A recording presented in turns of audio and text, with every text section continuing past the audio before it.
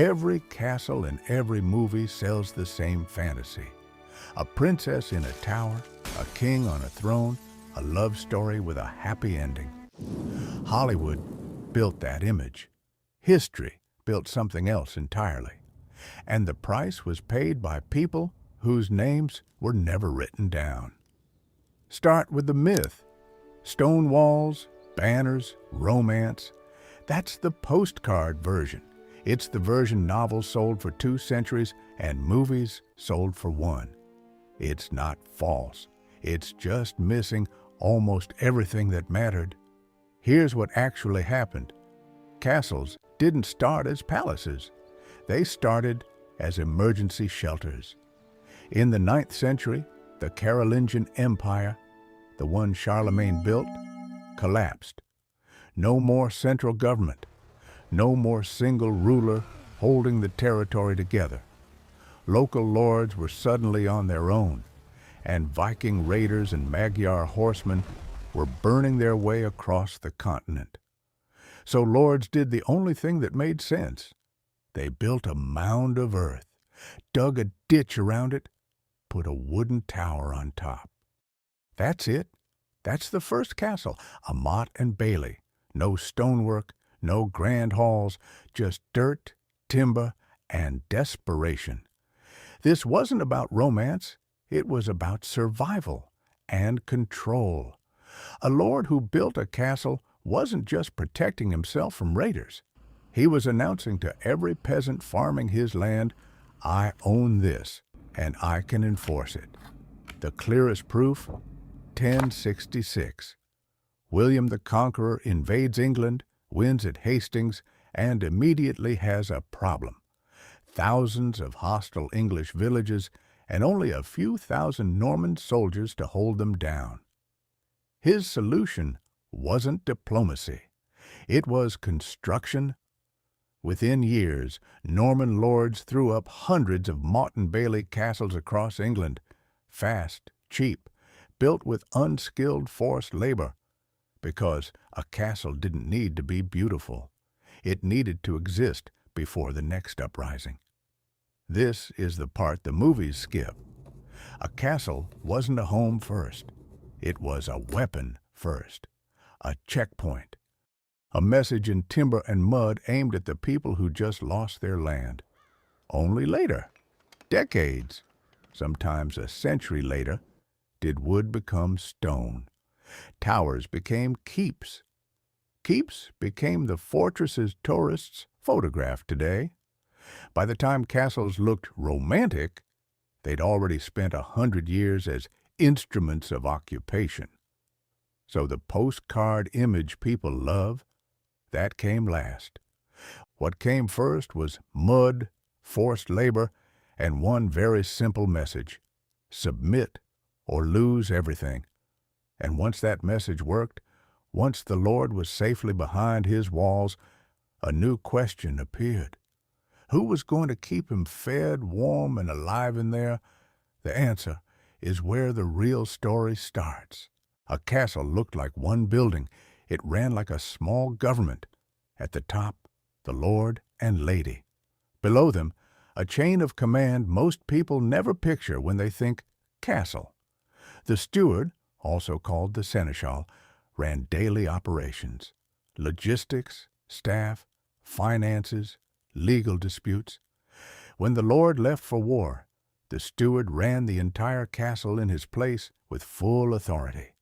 The chamberlain managed the lord's private quarters. The marshal ran the stables, the horses, and military discipline.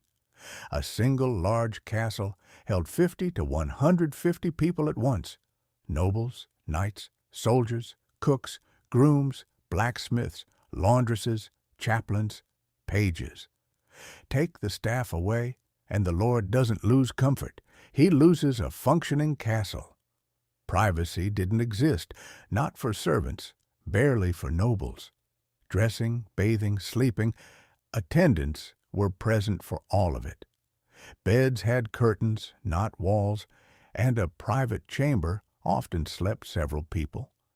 The bed frame itself was a rope lattice, tightened by hand, which is where the phrase sleep tight is popularly said to come from. And comfort in that bed depended entirely on rank. The lord and lady slept on feather or down mattresses under fur blankets, warmed by metal pans filled with hot coals before they got in. Everyone else, soldiers, most servants, slept on straw pallets laid flat on the floor, rolled up each morning and pushed against the wall, refilled once a year, usually at harvest, which meant fleas and lice the rest of the time.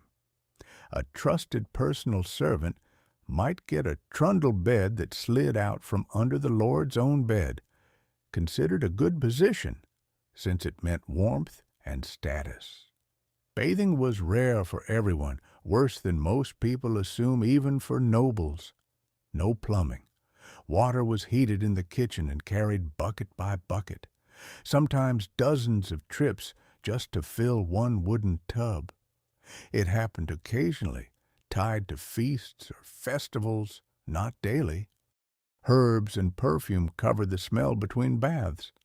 Toilets were garderobes, a stone seat with a hole cut into the wall, dropping waste straight down a shaft into a pit, a ditch, or the moat below. No plumbing carried it away. It just fell. In summer, the smell reached every window nearby. Servants were the ones sent to clean the pits out, a job nobles were explicitly spared from, and that separation itself was a mark of rank. Heat came from open fires with nowhere clean for the smoke to go. Stone holds cold far longer than it holds warmth, so most rooms stayed damp and dim for months, including the rooms nobles lived in. Tapestries on the walls weren't decoration first. They were insulation. Lighting followed the same rank system as everything else. Nobles burned clean beeswax candles that smelled faintly sweet. Everyone below them burned tallow, animal fat, which smoked and stank. Food ran on the same hierarchy. The lord's table got meat, spiced dishes, imported wine. The kitchen staff below him ate bread, grain, and whatever the estate produced that season. Same food supply, smaller portions, served last, after everyone above them had eaten.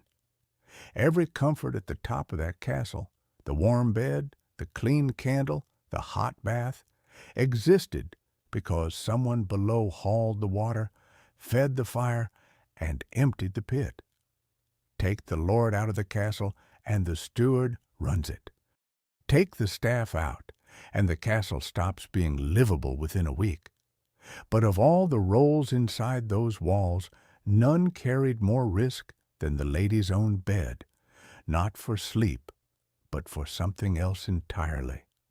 Forget the fairy tale for a second. A noblewoman's marriage was a contract, not a love story, negotiated between families for land, alliance, or political debt, often before she was even a teenager. Some noble and royal girls were betrothed in early childhood, though the couple wouldn't actually live together as husband and wife until years later, once she was considered old enough. Her job afterward had one measurable target: produce an heir, and that job carried a real death rate. Historians estimate roughly 1.2% of births ended in the mother's death, but women gave birth repeatedly, so the risk stacked with every pregnancy across a marriage. Wealth bought better food and attendance. It did not buy immunity. The proof is written in the English royal record itself. Jane Seymour, Henry VIII's third wife, died 12 days after giving birth to his only son. Elizabeth of York, Henry VII's queen, died from childbirth complications on her own birthday. Catherine Parr, who survived Henry VIII himself, died the same way after remarrying. Money, status, the best physicians available. None of it changed the outcome. No man was allowed in the birthing room, not her husband, not a priest. It was considered women's space entirely, run by midwives, sealed off from the household. And childhood didn't get safer once a baby survived delivery. Historians estimate roughly a quarter to a third of children died before their first birthday. This was the real cost behind the crown, the wedding, the happily ever after. Not a curse. Bookkeeping and the ledger rarely favored her. And then, in less than one lifetime, everything this whole system was built on, walls, hierarchy, marriage, all of it, became pointless. The proof came in 1453. Ottoman bombards battered down the walls of Constantinople, the same walls that had turned back armies for over 1,000 years. If those walls could fall, no castle in Europe was safe by design alone. Engineers tried to adapt. Thicker walls, rounded towers to deflect cannonballs instead of absorbing them straight on. It bought time. It didn't change the outcome. Within a few generations, the same stone that once meant untouchable became a liability. Expensive to build, expensive to maintain, and increasingly easy to knock down. By the 1500s, real military power had moved to star-shaped forts and cannons. Castles that survived did so as houses, not fortresses. The walls kept for status, not defense.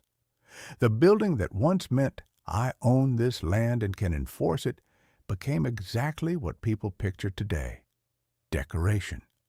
Every symbol of absolute power in this story, the walls, the hierarchy, the marriage contracts, the crown itself, felt permanent to the people living inside it. None of it was. It just took a few centuries and one new invention to prove it.